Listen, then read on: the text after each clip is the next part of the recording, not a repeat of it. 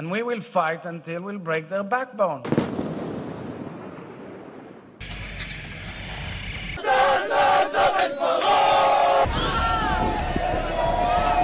They've described what's happening in the south right now as looking like the day of judgment. Assalamu alaikum warahmatullah, welcome back to the channel. Amara can't be with us today, she's feeling a little ill, so I am here on behalf of the both of us. In today's video we will be discussing the situation in Palestine and Gaza. May Allah subhanahu wa ta'ala protect the ummah. Alhamdulillah, Allah subhanahu wa ta'ala has given us a platform, and it is our duty as Muslims to do something in times like this, bring some awareness to the situation, show our support. We also feel it's wrong of us to just do a normal video and not address something which is happening in the world right now. The only thing we are doing, we've got Al Jazeera on constantly in the house. We have a lot of family and friends in Gaza right now, so we're just constantly distracted, praying, waiting for updates. I'm sure much of the world is exactly in the same situation that we are, probably even in worse situations, because their direct family might be there, brothers, sisters, mothers, fathers. So today's video we will be speaking on this matter, inshallah. I'd like to start the video by saying that obviously we condemn the killing and mourn the loss of all innocent life and civilians, as is clearly outlined and established in the Quran. This is haram to kill innocent people, to harm civilians. This is haram. It's very, very clearly outlined in the Quran. Nobody can dispute this. So it goes without saying that the Palestinians have been in a terrible situation for over 70 years. For 56 years, Palestine has been occupied, under occupation. For 15 years, it has been under blockade. Right now, it is currently under an illegal siege in which there is no food, water, electricity, fuel. There is nothing getting into Gaza in particular. We have family and friends there. Like I mentioned, the food has run out. Massive queues outside bread shops, but they don't have any flour or oil to make the bread. People are starving at this point. There is no more water. People are going to dirty wells to hydrate themselves, which obviously increases the risk of infection and sickness amongst the people. This is illegal. Okay, this is a massive humanitarian crisis. This is an atrocity. This is a crime against all of the Palestinian people.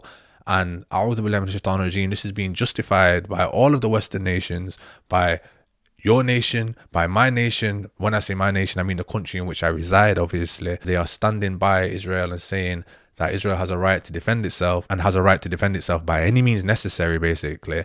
And it is up to Israel to decide how they want to defend themselves. Israel has decided to defend itself by cutting off the food supplies to the Palestinian people, by cutting off the water to the Palestinian people, by cutting off the electricity to the Palestinian people. This is collective punishment. This is illegal. This is a war crime. There are rules to war, okay? So as an occupied people, you are allowed to defend yourself, okay? I'm not saying that you're allowed to defend yourself in any way possible. You're allowed to attack, or you're allowed to fight against those which are occupying you. There are rules to warfare. You are not allowed, for instance, let's say that one of these Hamas soldiers was caught in Israel. You're not allowed under international law to attack even the family of the Hamas soldier.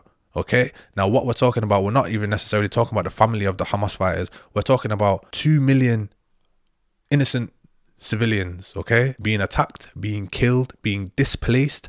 As it stands right now, Israel has asked that 1 million people migrate from the north of Gaza to the south of Gaza. We have videos, we have text messages, phone calls, information coming to us that as these families are migrating, as people are migrating from the north to the south, they are being bombed. There's a girl who's in contact with her mother. Her mother's in northern Gaza, and the mother's saying, we are afraid to come out the house. If the Israel see us walking in groups, they'll bomb us in our back. We've seen it happening. There are airstrikes happening to people in the back. Can I just advise, for half an hour, instead of watching your six, obviously I know that there are a lot of Muslims on this channel, but there are also many non-Muslims. Can I advise that just as a mainstream media channel, instead of watching your Sky News, your NBC News, your BBC News, your 6 o'clock news at whatever channel you prefer to watch this Western media, can you just turn to Al Jazeera, go on YouTube, write in Al Jazeera News live, and just watch that for half an hour, for an hour, instead of your normal half an hour, an hour, and hear about the different side of things, hear another side of things, hear what it's like on the ground for the Palestinian people. And that is not even as severe as what you hear when you have family and friends there, okay? So please take your time to watch another point of view, because I'm telling you that the view on these mainstream media channels are lies, Okay, there are many lies existing on these channels right now. This is the case far too often. When there is something happening in the Muslim world or a reason to go against the Arabs or the Muslims, you see a lot of fake news coming out. I can't say certain things on the channel because the channel will just get flagged and the video will get flagged. If you go and look at Amara's Instagram, she's posting all of the updates on her story, which is being suppressed, by the way. Her stories are getting 20 views, stories are being removed. We've done some community posts which have been suppressed and they just won't allow certain words into it, so you have to spell words differently, and which is ridiculous within itself. When these incidents first took place, on all of your mainstream media news outlets, you heard stories about certain things happening to Israeli women, certain things happening to Israeli babies in terms of their heads. All of these things were flagged up. All of these things were reported to be lies. Obviously, the damage is done. You put these things out, you create an image of what the enemy or what the Arabs or what the Palestinians are like, and they are savages who mutilate people and have no regard. They literally refer to the Muslims like they are Gog and Magog, or like they're Juj and Majuj, like they're Genghis Khan, or like they are just these horrible tribes of people, that barbarians which just tear people apart and eat their insides. All of these news reports were found to be false, but the damage is done. Then the mainstream media and news says, okay, well, we cannot confirm, we can't not confirm either that these things happen. We don't actually have enough evidence to say that they did happen. So why did you say them to begin with? Just yesterday, we had reports coming out on NBC News that they had found some top secret note in one of the Hamas fighters' pockets, and the plan was to attack the Israeli schools. They came in to attack the schools on a Saturday. There is no school on a Saturday in Israel. You can't just take everything that you're hearing as gospel, especially on these mainstream media channels that we know without a shadow of doubt lie to us about so many things all of the time. So for those people asking, why would the mainstream media channels lie in favor of Israel? Listen, Muslims are very educated on this topic, okay? We've been educated on this topic for 70 years. 70 years ago up until now, it's something that has been present in our education or in our knowledge or in our mosques or in our conversations for a very long time, because obviously we have families there. There is an ethnic cleansing going on in that part of the land. Israel has been pulled on their war crimes again and again, but nothing happens, okay? What has happened is they've told 1 million people to migrate from northern Gaza to southern Gaza, or die, okay? If you don't migrate, then you will die. There are some people which are refusing to migrate because last time they did this and they migrated to somewhere, they couldn't get back in. Their homes were gone, okay? This is referred to as the Nakba.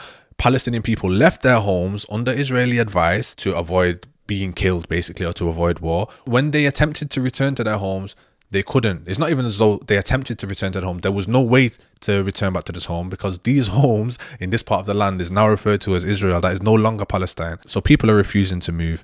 Some people are incapable of moving. Some people have moved. Orders are to move, or unfortunately suffer the wrath of whatever is going to take place in that part of the land next. This is an ethnic cleansing. The reason that the mainstream media news is supporting Israel is because the agenda has always been to ethnically cleanse this part of the land and have a super state or empower Israel. And look, we know what our countries are, or what the surrounding countries are doing in support of Israel, and what their attitudes are like towards Israel. Basically, they can do no wrong. It's worth mentioning that I think we're on day 8 of this situation right now. At day 6, they had said that Israel had dropped up to 6,000, well above 6,000 bombs on Gaza within 6 days, in a very tiny slither of land full of 2 million people. They have dropped more bombs within 6 days than America did in Afghanistan in a whole year. Okay, this is like devastating. This is catastrophic. I want you to bear in mind as well that this land is 70% refugees because of the ethnic cleansing which already took place. 50% of these are under 18, 40% of these are under 14. And the attitude from, I don't know if the video will get pulled, but I'll put a little segment in this clip now. The attitude is that everybody in Gaza is guilty. It's an entire nation out there that is responsible. It's not true. This rhetoric about civilians not aware, not involved, it's absolutely not true. They could have risen up, they could have fought against that evil regime which took over Gaza in a coup d'etat, and we will fight until we'll break their backbone. So because Hamas were the elected government in Palestine, the attitude from Israel, and this isn't me making it up, like I said, there's a video going around, and numerous videos going around, is that all the Gazan people are guilty. Bear in mind that, like I just said, 50% of them are under 18, 40% of them are under 14. These people have not seen an election in their life. Okay, the last election was in 2006. That's 16 years ago. Okay, they haven't seen an election in their life. So all we're getting is a lot of justification for the genocide, for the slaughter, for the elimination of Palestinians. Also, I'd just like to point out that there is a large Christian population in Palestine. Now, if you're not educated on what Arabs are, people hear Arab and think Muslim. Arab Muslim, Arab Muslim, Arab Muslim. There is a huge Christian population living in Palestine right now, but we are not seeing these faces, or we're not seeing this representation on mainstream media. Why are we not seeing a representation? Because then we have something to sympathize with. Maybe our Western media would be like, okay, well, they're Christians and so are we. Now I feel a way about this. And I'm not saying that nobody is sympathizing or empathizing with the genocide that is taking place and with the war crimes that are taking place, but there is a reason that you are not seeing Christian representation in Palestine, and the media wants you to think that all the Arabs are just Muslims. Now, there is a very clear message coming from large sections of the Israeli community in Israel, obviously. Now, what we are hearing, there are numerous videos going around. Please go and look at Amara's story on Instagram. She's posting everything that she can as often as possible, although it's all being suppressed. There are numerous videos of Israeli people wishing for the deaths of Palestinians. Let's wipe out the Palestinians, get rid of Gaza. We'd like to erase the memory of all of the Palestinians. We'd like to delete all Gaza from history so nobody even says their filthy names anymore. They've got a war against Muslims, they've got a war against Gazans, they've got a war against Palestinians. They hate the Palestinians.